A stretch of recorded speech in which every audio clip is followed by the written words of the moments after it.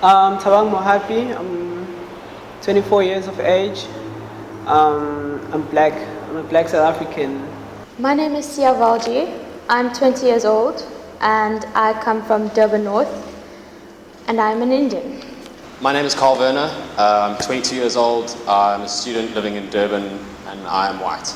My name is Shejali. I am from Durban, Westville, and I am an Indian. I'm Kyle Kasukai, from Pietermaritzburg, 20 years old, and I'm Indian.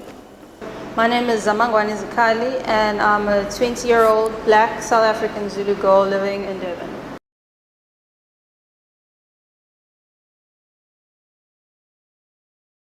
I think that we classify race mostly to feel powerful, I think. I think that it's something people do to gain a sense of control. I think we classify race because it gives people a sense of belonging, in my opinion, a false sense of belonging. It is human nature to want to organize the chaos that is in the world. So race being one of them, it's just easy to put people into different sections and say, this is you, this is what you are. People classify race because of their own need to categorize things. I think that it's much easier to group people together and then form an opinion of those people based on a group rather than experiencing those people as individuals.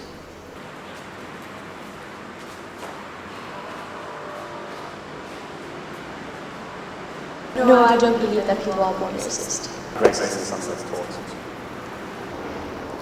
No, I don't think people are born racist. I think racism is something that we learn in our homes, in society, in history. I think we learn how to be racist first at home, like within our own families. I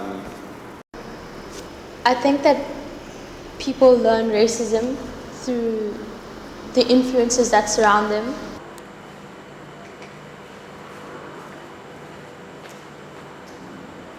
That my accent would be more Indian.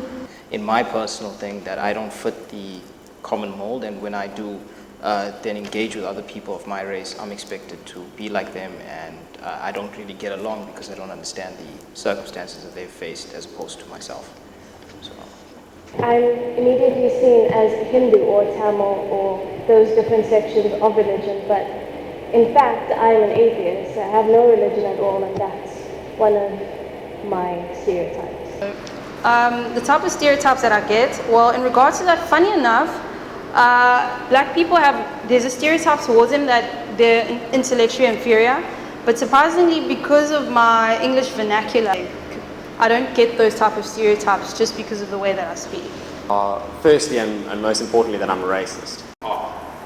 Okay, the stereotypes that I experience because of my race is you get things like I'm a thug, I'm needy. I think I am needy. I'm needy. I need change. I need to see change before I die. Yeah. Go Kyle.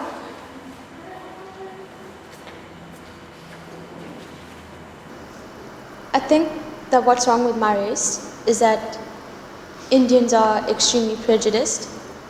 From my personal experience and from my family, what I've learned, or what I've noticed rather, is that the older generations of Indian people always believe that they are right. There's this constant belief that everyone else is wrong, and that's especially true when it comes to race. I feel like they don't respect other races as much as how they would respect another Indian if they saw one. It's not the same kind of attitude that they have. What I think is wrong with my race is they lack spirituality. They just want money. Black people just want money. I grew up in a black family where my father was pushing me towards civil engineering, but I've been an artist all my life. He used to come home from work, seeing me sketching, doing something new every day, and he didn't really value that. What he valued was money, and I feel like that's the wrong way to look at life. And we've got ideas, but we don't integrate our ideas. We consumers of ideas, basically. We love buying ideas from other people, and to think that white people actually came in and basically came in with their ideas, and we angry at them because they made a living out of their ideas, and we don't want to integrate our own ideas. That's the thing. That's what I think is wrong with my people, basically. I think that white people as a group feel let down by the government in terms of corruption, the weakening rand, and this feeling that because they're white, they aren't entitled to live in this country. But that being said, I feel like many of these feelings are being taken out on an entire race as opposed to the individuals responsible. My race, we suffer from being too content, being too comfortable in what we've achieved, and instead of pushing past and achieving more and doing more and being something formidable, we're just okay with what we've been presented, and we do well at it, but to me that's not enough. To me that's not enough to advance our people. I'd like to start this off with a quote. There's a quote that goes, "Success is dressed in the overalls of hard work, so everyone would much rather run around naked." And what I'm trying to say with that is, I feel like people in my race want to be successful, but quickly. People aren't willing to put in the hard work over a long period of time. They're not in it for the long haul. They're in it for the get rich quick. So I really think that's the problem with my race. We want to be successful. We aspire. We're people that aspire, and we want to achieve things, but we're not willing to put in the hard work over a long period of time to do it.